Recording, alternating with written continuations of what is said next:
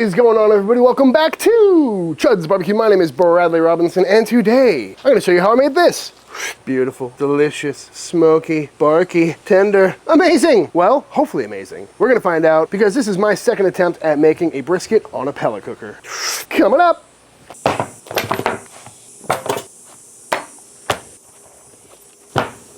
This is a brisket. Pat it dry.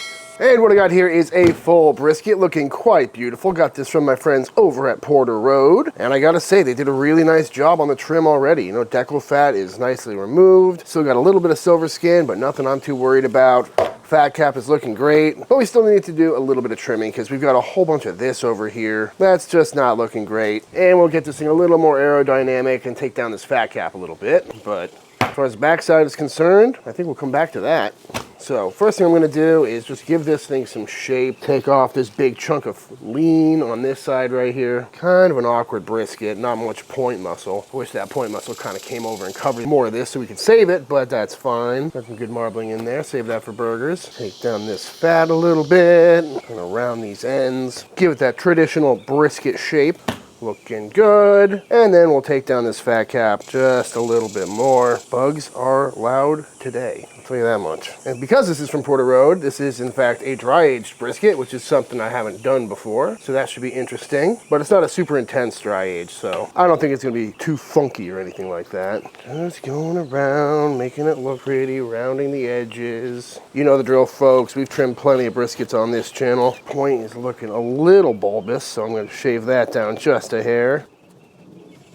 And that is looking pretty good to me. That's a little thick in the middle here, but I think we're gonna be okay. Give the old Chud scrape, make it look nice and pretty. And there we go, that's a good looking brisket if I ever saw one. Nice amount of fat on there, but not too much fat. Not too worried about this silver skin, although if you really wanted to come in, you could take some of that off, but I think it's gonna be just fine. Looking good to me. Let's get this thing seasoned up. For our rub today, as per usual, I'm going on with some SPG. This is simply 2 parts 16 mesh black pepper to 1 part diamond crystal kosher salt and 1/2 part garlic. And we're just gonna go on with a nice heavy coating of this stuff. Because like I say in every brisket video, this is a very pepper heavy rub because it's 2 parts pepper, 1 part salt, so you can go on really heavy without worrying about over salting this thing. But also, the more black pepper you have on a brisket, the quicker your bark is gonna set up. And especially how we're cooking this today, we're gonna need all the help we can get. Beautiful.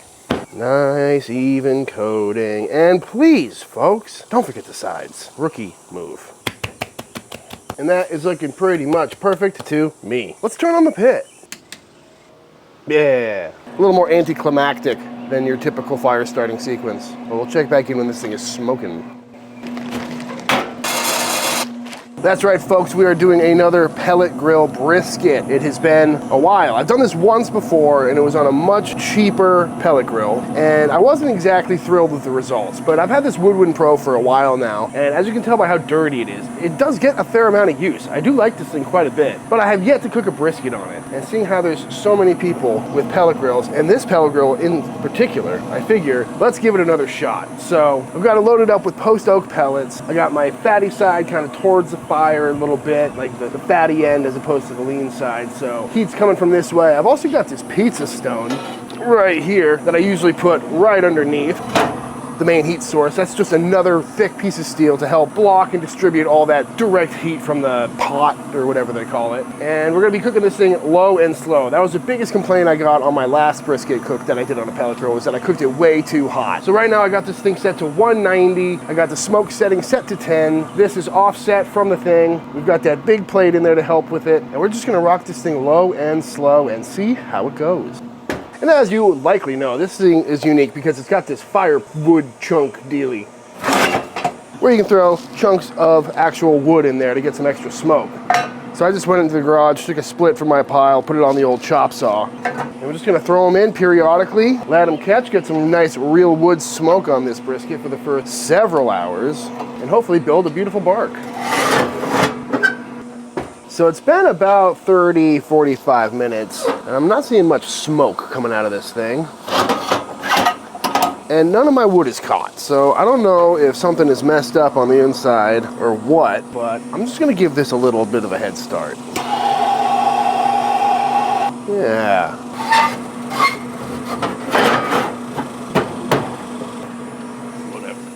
I gotta say, it feels really weird being able to walk away from a brisket cook like this, but I get it, that's why people like pellet grills. And like I said in my last video about pellet grills, it's not really the meat or the cook or anything that really turns me away from pellet grills. It's the fact that I really enjoy the act of burning a fire, right? Having complete control over the cook, whether you want it smokier, whether you want it cleaner. It's a whole journey versus the destination thing that I like about barbecue. But either way, it is pretty nice to be able to walk away. And I think we've set ourselves up for success here. Low and slow, it's looking nice and smoky now that those logs are caught. And of course, we got a really high quality brisket. A brisket that I got from the sponsor of this week's video, Porter Road. Porter Road is an online butcher shop based out of Nashville, Tennessee that specializes in really high quality, humanely raised on pasture meats, whether that's cows at the whole carcass dry age, heritage breed pork, some really high quality chickens, and they've also got a bunch of other stuff like bone stocks and charcuterie, and I've got a whole list on their website of all my favorite things. So I'll have that curated list linked in the description box down below. And if you've never ordered meat online before, I highly recommend it. It's just like going to the supermarket, except it's a really high quality butcher shop where they hand cut everything and they do an amazing job at it. You know, every piece I've got from them is perfectly trimmed, no bone fragments or anything like that. Everything is nicely squared up. Even that brisket is the nicest untrimmed brisket that I've ever gotten. You know, it took me maybe 30 seconds to trim that thing up. And the coolest part about Porter Road is that you can get all your normal cuts like ribeyes, strips, briskets, pork butts, but they also have a bunch of off cuts that you're not going to see at your local supermarket, like pig wings and jowls. They just started carrying the bacon rib, which is pretty cool. But most importantly, the meat is absolutely fantastic. You know, if you've never had heritage breed pork before, it is a world different than the stuff you're going to get at the grocery store or any other commodity pork. You can tell just by looking at it. It's got such a deep red color to it, and the flavor is a little bit more sweet and just porkier. Highly recommend it. And best of all, it's shipped right to your door. So if you want to give Porter Road a try, get some really high quality meat shipped right to your door, click the link in the description box of this video, taking you to porterroad.com. Where using my link, you can save 15% off your first order. Again, link in description. Where using my link, you can save 15%. Thank you, Porter Road.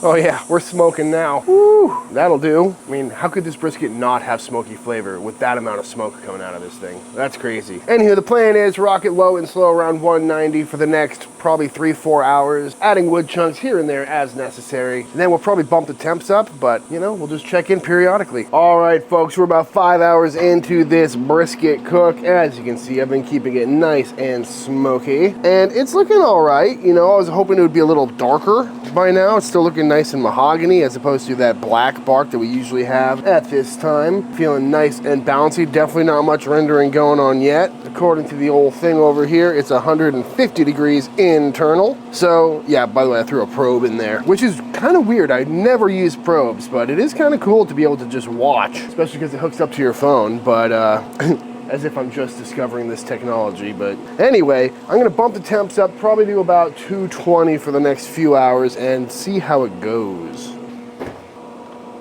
Beautiful. All right, folks, we are 10 hours into this brisket cook, and it's time for an expert opinion. I mean, it feels really good. This is where I probe all of my briskets. Burn inside that side. I always probe them right here on the lean, as deep as you can get, so I want to get it like right there in the middle. There's tautness in there. Like, it's giving me a little bit of just like, I took it off right now and wrapped it and just like set it in something insulated. It could be really, really good. It's there.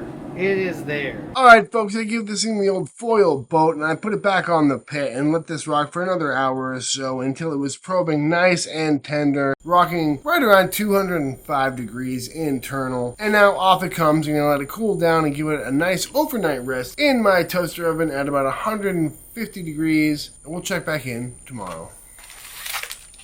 All right, folks, after a nice long overnight heated rest, this brisket is officially done. And to reiterate the cook, this thing went on yesterday at 190 degrees. I kept throwing wood chunks in for the first like 6-7 hours. It was nice and smoky. You can tell that the bark is looking really nice. And then after about 5-6 hours, I bumped the temp up to 220 and just let it rock there the rest of the way. It took about 11 hours total cook time. Once it hit around 185 internal, I gave it the old foil boat. Only took about an hour after that to come up to around 205. I took it a little further than I normally do because it was temping around 200, but it still felt a little bit tight. So I went by feel on this cook, and it's feeling nice and jiggly. After that, into the toaster oven at 150 degrees. It went for the last probably 8-10 hours, and now I think it's time to slice on in. Ooh, got some good jiggle factor. Oops. Oh no. Not gonna lie, folks, it's looking pretty good, feeling pretty tender, got some nice bark on there. I was worried about that bark, but you know, it got there in the end. I'm ready to slice in. We'll start by going right down the middle. Yeah, I'd say that looks pretty juicy. Good Lord. Decent render on that fat, still a little bit of white, but it's kind of got that yellowish tinge that we're looking for, and flop factor is definitely there. Not mad about that. Go ahead and get a cut of this center cut, shall we? Bottom feels nice, you know, I was worried that there might be a little crispiness from that underheat, but all in all, nothing wrong with that. I'd eat that. Is it tender? Yeah, oh, it's tender.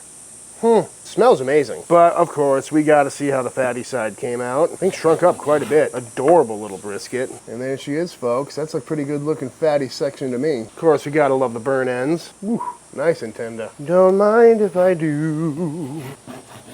Cutting nicely. Everything's staying together. Bark isn't flaking off or anything like that. Yes, please. Nice and tender.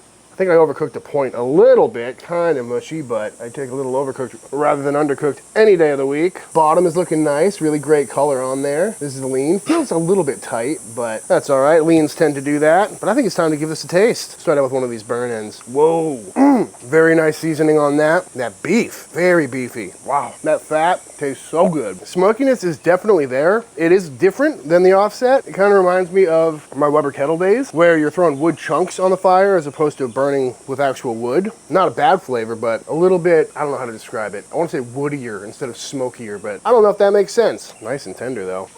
That's a phenomenal brisket. I'm definitely picking up on some of that dry age funk from the Porter Road meat. It's phenomenal, very welcome. Not gonna lie, folks, this is much better than I was expecting. I mean, it's nice and tender, it's smoky, it's barky, it's everything you want a good piece of brisket to be. And like I said, the smoke flavor is different. It's got more of a smoky, kind of smoldery quality to it as opposed to tasting like fire, if that makes any sense. But again, I'm being super nitpicky here. You know, if I was blindfolded, I don't think I could tell a difference. And you know, if I didn't cook it and someone gave this to me, I'd be pumped.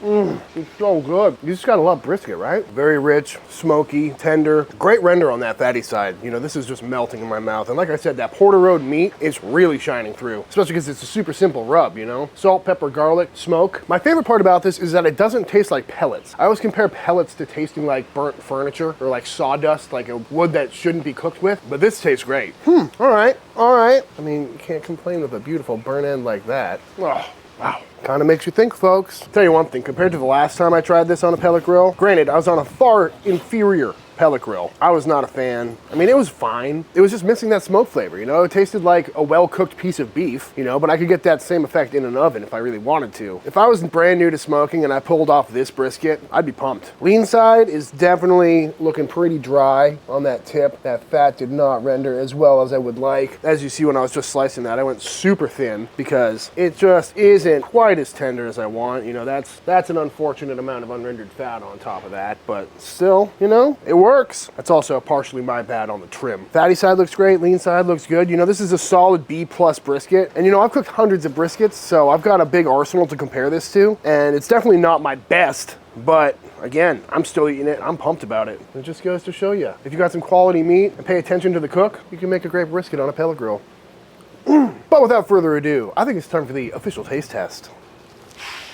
So I guess the real question is, how does this cook affect my opinions on pellet grills? And the answer is, I really like that pellet grill. I use it all the time, but typically I'm going really hot and fast on it. But today, this brisket shows me that it does work really well for low and slow as well. Will I be switching over to doing all my briskets this way? No, definitely not. You know, I still love the process of cooking on an offset or cooking with charcoal on the Chud box, because that's what really got me into cooking in the first place. It's the same reason my oven inside is used primarily for storing pots and pans. It's just not as fun of a way to cook. But if this is all you got, or you don't feel like having a big pile of wood in the backyard or babysitting a brisket all day, this is a really great way to cook a brisket. Is this the best brisket I've ever cooked? Definitely not. The lean was a little tight, the fatty side was a little overcooked, but you know, that's probably my fault because this is my first time ever cooking a brisket on this thing, and with some practice, I'm sure I could dial it in. And really, I'm just excited to see the advancements in pellet cookers. You know, since I first started on that crappy one a couple years ago, things have come a long way. But all that being said, if you enjoyed this video, let me know by hitting that subscribe button, let YouTube know by dropping a like on this video. If you give this recipe a try for yourself, be sure to tag me on Instagram at Chuds BBQ. I love to see what y'all are cooking. Big shout out to all the Patreon members. Thank you for supporting Team Chud and allowing me to keep making all these videos. And until the next time I see you, please go cook something outside. Peace.